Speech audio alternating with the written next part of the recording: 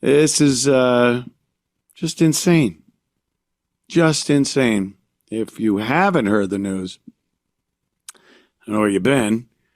News travels fast these days, and this one is mental. Charlie Kirk was shot during one of his appearances in Utah, and what do you say about it? I mean, there's the past few days, especially. My God,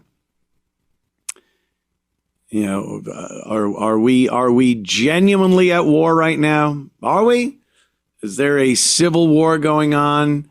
The left, the right, the black, the white, whatever the fuck. What are we in right now? Because we all have to know what our roles are, what we need to do. Because the past few days, I mean, I personally, I'm a little tired of watching snuff films, you know? Back when I was a kid, there was a movie, it was called Faces of Death.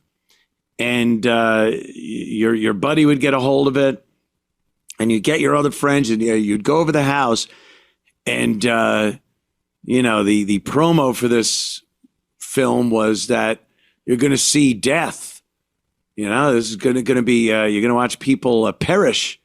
I don't know why it was such a thing back then. I guess because most people didn't see people die. They could go through their whole lives and never watch somebody die, be killed. So I guess that was a thing, you know? And we'd watch it, and you'd get a lot of, I think 90% of it was staged, kind of put together, poorly produced. And then the rest of it was this grainy news footage of car wrecks, always after the fact. They would just show, a film, an old grainy, shaky film of some poor bastard in his Ford pickup truck wrapped around a pole. And then there was, I guess after a plane crash, they had some of that. It was pretty disturbing, but again, grainy. News footage. And we were like, wow, that's pretty crazy. That's Faces of Death. It's pretty nuts. Now, every fucking day, it's HD video from multiple angles of people being murdered in horrific fashion, bleeding out.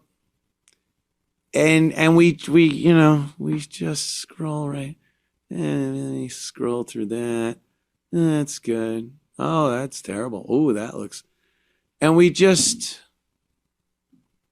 I can't believe that this will bode well for our own. Everyone's talking mental health these days.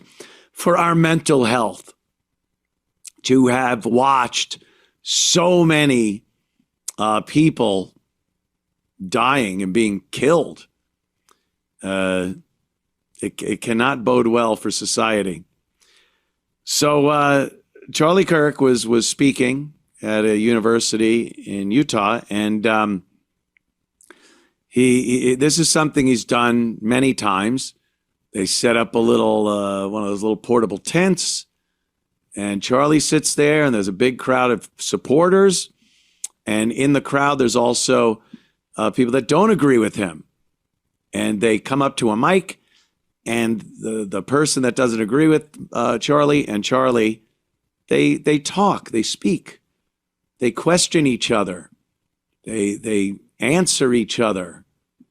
You could not find a better example of exercising free speech than what Charlie Kirk does at these universities. It is a great example of what the First Amendment is all about. People don't agree. They speak to each other. They debate. At times, sure, it can get heated. People are very emotional about their opinions. But that's about as far as it goes. And that's it. Everyone is thanked. Charlie is very magnanimous when it comes to that. And he thanks the people that come up and never yelling, never insulting people. This is how a debate is supposed to go. And this is what I said, the great example of the First Amendment, the cornerstone of America and one of our most cherished and important rights. And the fucking left just can't deal with it. Cannot deal with people having a differing opinion from them, voicing it, debating with somebody. It petrifies them. Yeah, petrifies them. Why would you not want someone to speak? Why? You disagree with them? Maybe. But there's something a lot deeper here. They are petrified of other people in their circles, in their bubble, hearing some of these things that people on the right, like Charlie, have spoken about, and being able to maybe use their own mind and reason and come up with their own opinion about something. And it might not be what that person thought. Oh, I never thought of it that way. I never looked at it that way. Never considered that. And they are petrified of that. They need every one of the people on their team to think exactly like they do, with no exceptions. You can't take in information and kind of produce your own opinion about something. You're not allowed to do that on the left. Go to any protest, any meetings, anything, whatever the fuck it is. They don't want that. They want everyone to have the exact same opinion on things. And they support the same people. They hate the same people with no exception. That's why when you get some of these alt media guys, the right-wing alt media guys, and they go to these protests or college campuses, what do? They shove umbrellas in their face. They put signs in front of the cameras. They're wearing masks. They just say, shut up. They call them Nazi. And all the person's doing is asking, so why is Trump a racist? So why is it a good idea to have men dressed as women in girls' locker rooms in school? And they will never answer. They will call you names. They will hate you. They will resort to physical violence with you. Because discussion might get someone to go, they don't want that. They don't want it to the extent where they will kill you. They will kill you. We saw, a lot of people don't agree with Nick Fuentes. A lot of people call him an anti-Semite and a racist and what have you. Nick has never done anything but speak. Nick has never done anything that anyone with any reason could consider being against or not covered by his God-given First Amendment right. You don't like it? Oh, well, you have ample opportunity to get in touch with his show, super chat something in and voice your displeasure. But they want people like Nick and like Charlie, and they're not even the same. Some people think they're the same animal, as it were. They have very differing opinions, very differing. But the left sees them as all the same, and they have to be killed. Nick had somebody come to his door in Chicago, remember this a while back, with a gun. He had, I believe, already killed a couple of people. And he was going to Nick's house to kill Nick. And Nick was home. He was in the middle of doing one of his shows. this is how the left operates. If they don't like what you're saying, you are in danger of being murdered by them. And we could look at who's responsible for this. I think it's very difficult to come down to any one person or entity that you could definitively say, well, that's what it is. That's what's doing this. There is a system in place. And that system is influencing the most easily manipulated people, the liberal left, the insane liberal left, the people you see at these protests. They're chanting. Someone's got the bullhorn. Whose streets? Our street. That is a collective mind. Those aren't individuals.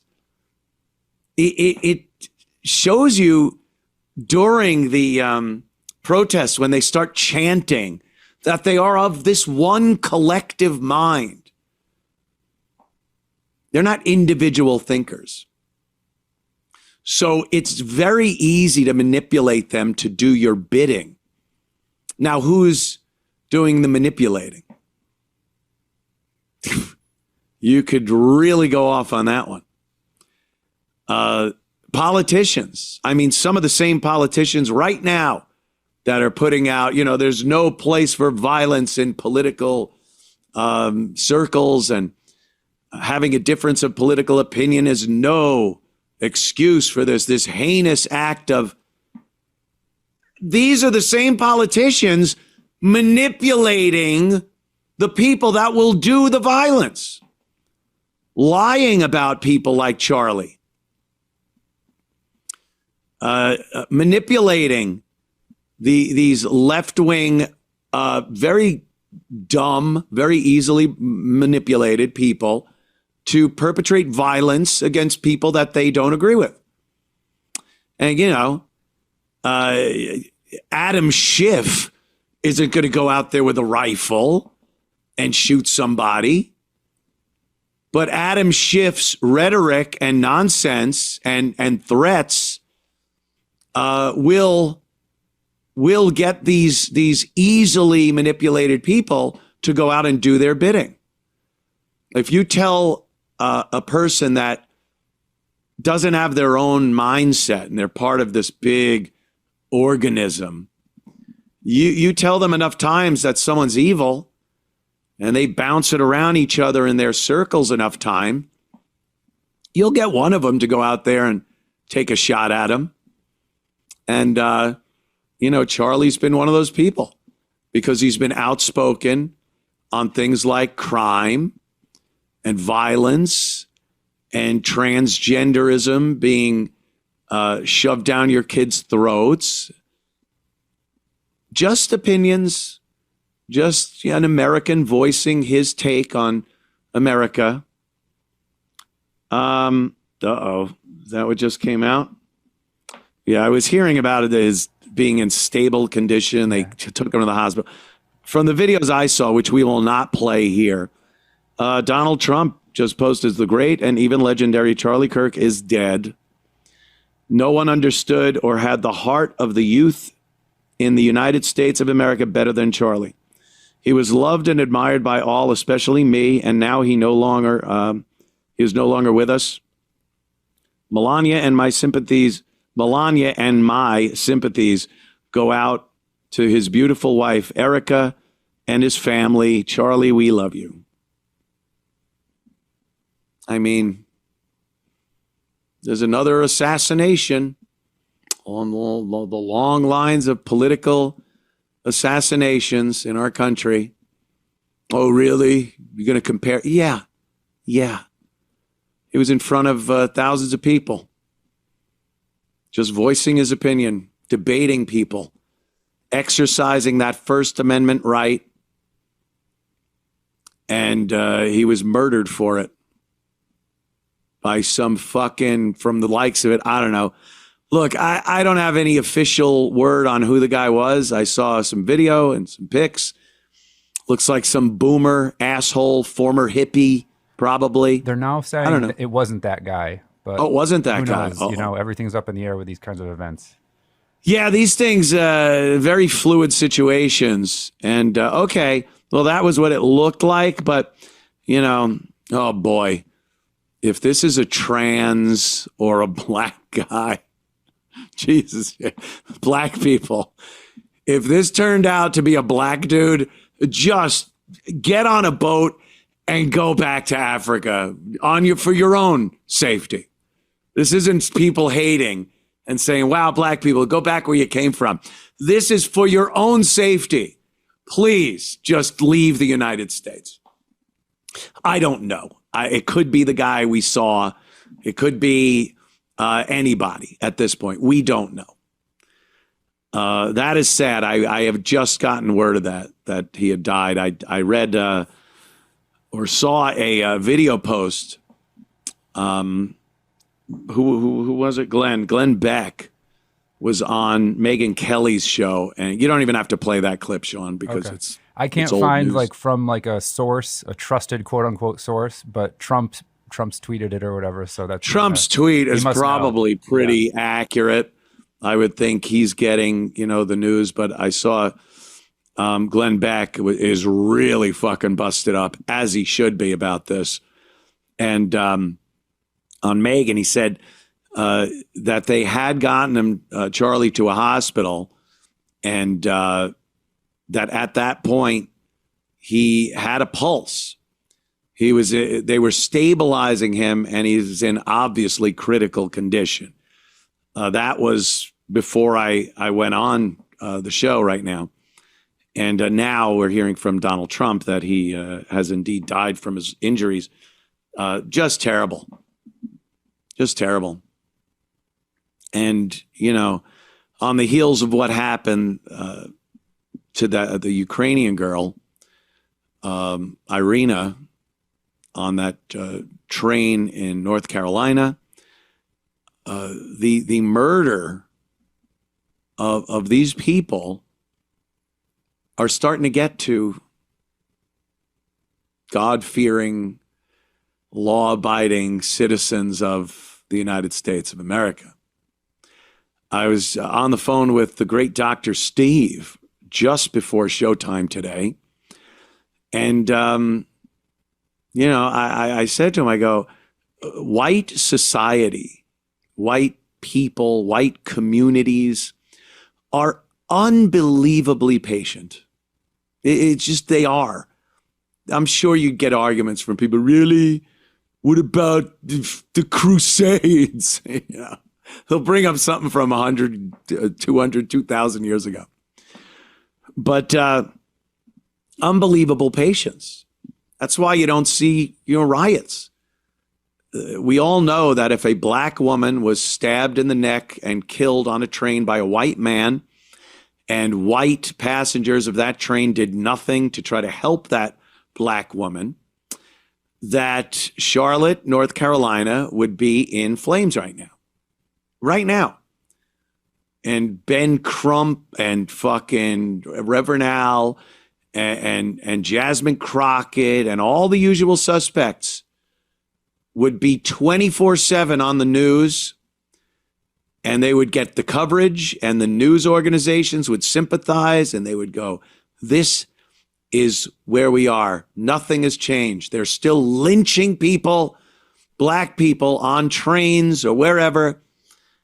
And it happened the complete opposite way. A savage animal murdered a beautiful white girl on a train. Black passengers on that train did nothing to help this woman. And what happened? We took to social media and voiced our unbelievable displeasure with the situation and with the mainstream media and politicians and still Hollywood. I mean, you haven't heard one word out of Hollywood. Again, if that was, a black woman and a white man did it, and every star, Jamie Foxx would be out there, and all the celebrities, all the guilty white celebrities, they'd make one of those videos.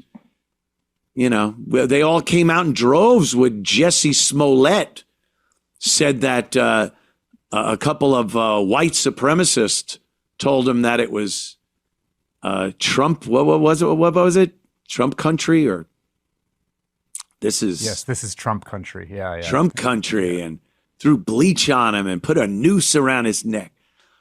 Anyone with any common sense immediately knew it was bullshit. But Hollywood, we're with you, Jussie, on the Tonight Show. I just want to speak out for Jussie. Woo, the audience. And then we see what happens, and we take to social media. We voice our fucking anguish, and we forced the media to address this. And Donald Trump picked up on it and said, yeah, we need to deal with issues like this. I would have liked to have seen him go a little more on which community is doing this, but it made the news have to address it.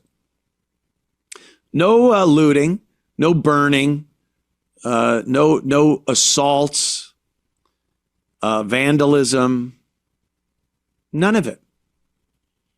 Because we're patient people.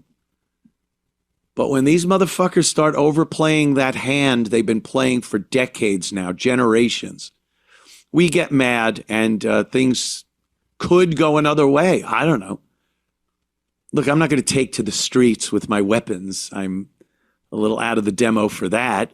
But I know fuck well there are people that would be ready, willing, and able to do just that. Protect their way of life. I'm here in my nice South Carolina compound. I have tools of the trade for any instance that may come up. I'm well prepared, just in case people say, where's the Mac? But, the patience can only last so long. And when you have back-to-back shit like this, and tomorrow is the anniversary of 9/11, I mean, it's all just coming at you. You get mad, very angry.